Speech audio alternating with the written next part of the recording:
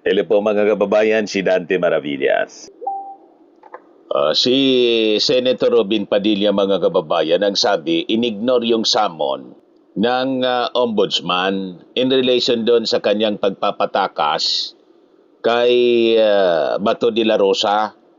Pare-parehas talaga sila mga kababayan. Yan o. Sabi dito, Ombudsman, Padilla ignore summon on raps over de la Rosa escape. Naalala ninyo yung sinabi ng NBI doon sa issue ng pagbabanta ni Sara Duterte?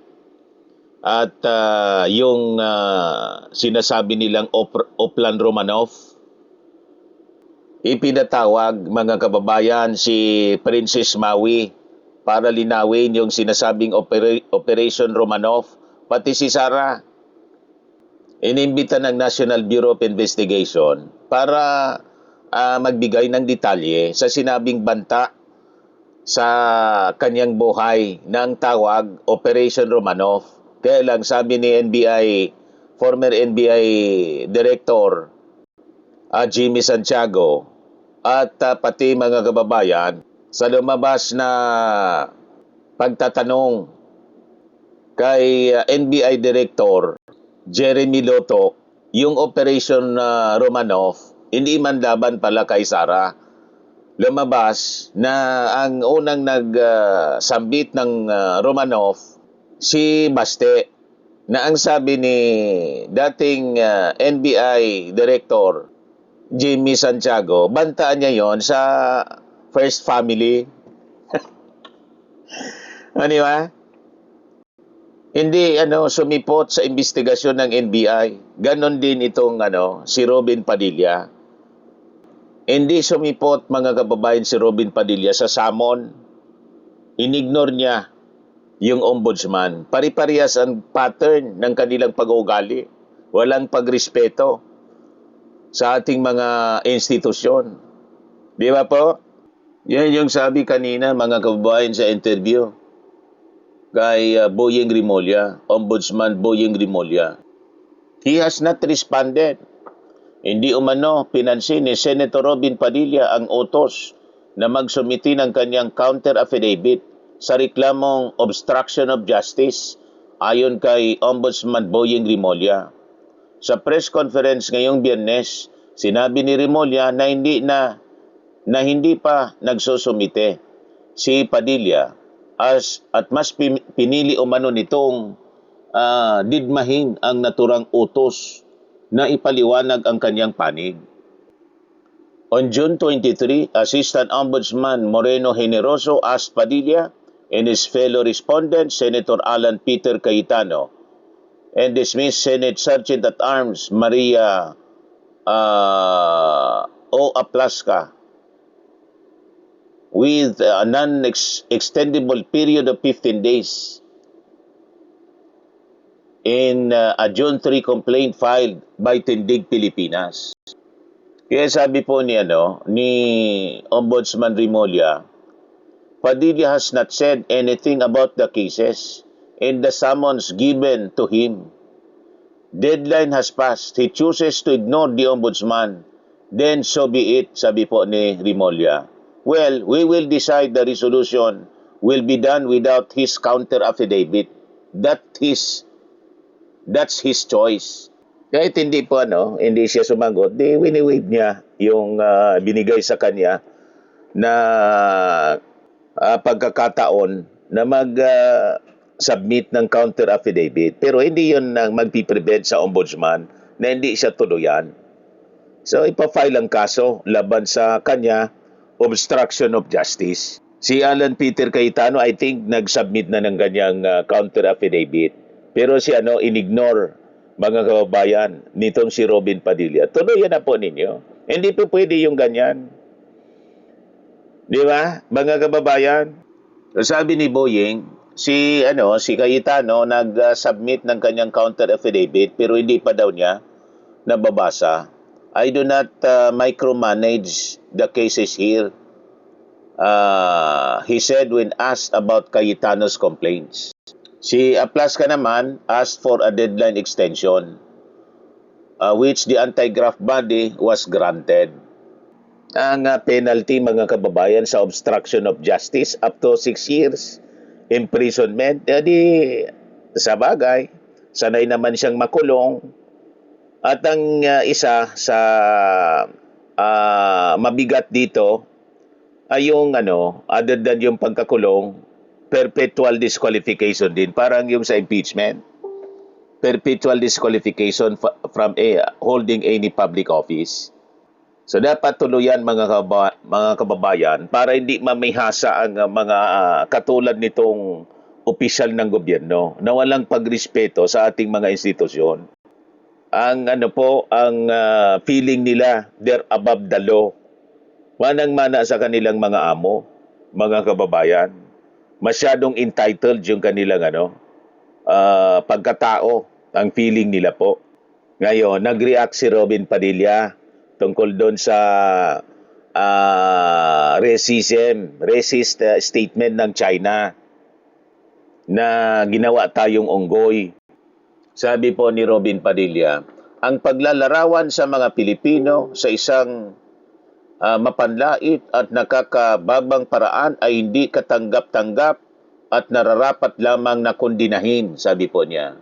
Sabi dito sa report ng DCRH, nakikiisa si Senator Robin Hood Padilla sa Department of Foreign Affairs sa pagkondida sa umano'y mapanlait, mapanghamak at may bahid ng rasismong AI-generated na nilalaman at editorial na inilathala ng China Daily kaugnay ng 2016 South China Sea Arbitral Award.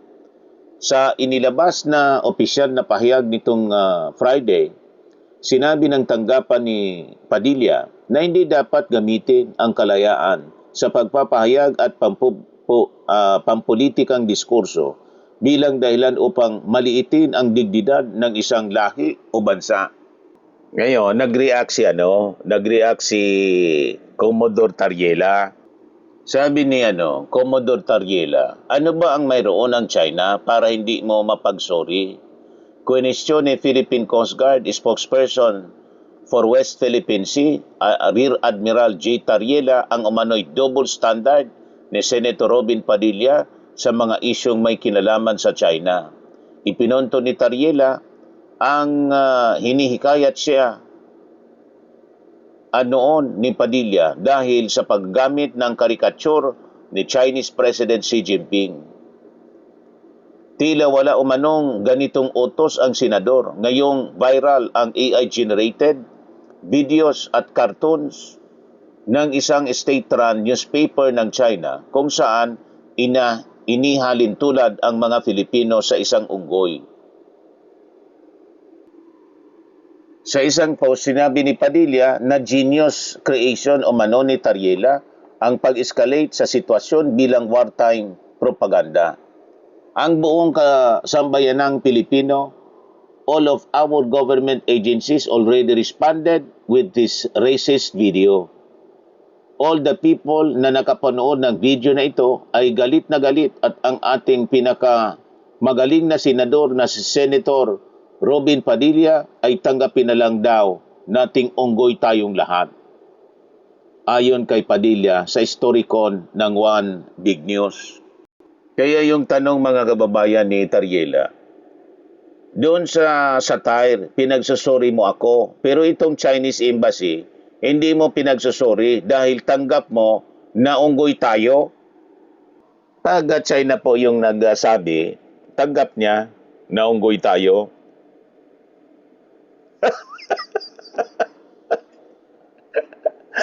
O, di ba, mga kababayan? Yan ang double standard nitong mga taong ito, mga kababayan.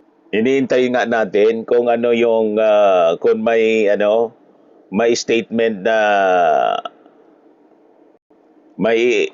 na rin si Sara Duterte, di ba?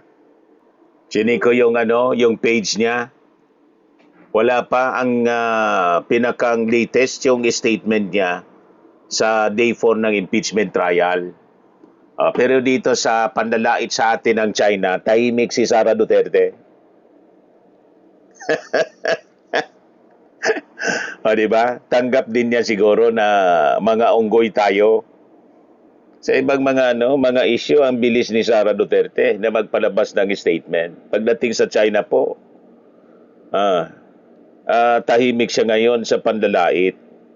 Di ba? Pati yung mga pambubuli, water cannon noon. Tahimik si Sara Duterte. Hanggang ngayon, tahimik.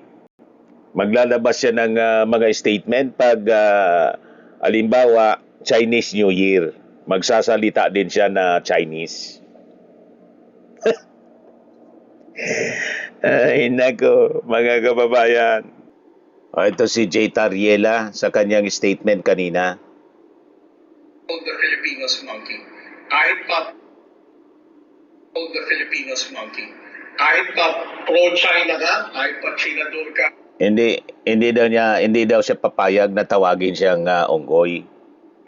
Kahit pa ang inclination mo is towards the People's Republic of China, ang pagbibihis ng unggoy ng Barong Tagalog at mayroong native hat na meron tayo at pagpapakita na yung unggoy magaling kumanta ng karaoke, obviously, ang pinag-uusapan dito is yung lahi natin bilang Pilipino. So yun, mga kababayan. I will not allow the Chinese government to call me monkey, to call the Filipinos monkey. Kahit pa pro-China ka, kahit pa Chinador ka, kahit pa ang inclination mo is towards the People's Republic of China, ang pagbibihis ng unggoy ng Barong Tagalog at mayroong native hat na meron tayo at pagpapakita na yung unggoy magaling kumanta ng karaoke, obviously, ang pinag-uusapan dito is yung lahi natin bilang Pilipino. Kahit daw, halimbawa yung mga Chinador, mga pro-China na mga senador tawagin, hindi niya papayagan. Ikukundinan niya kahit mga pro-China senators ang tawagin ng China bilang unggoy. Ayan po mga kababayan si Commodore J. Tariela. Pero si Robin, payag nang tawagin siyang unggoy. Sabi dito, tanggapin na lang daw nating unggoy tayong lahat, sabi po ni Robin Padilla.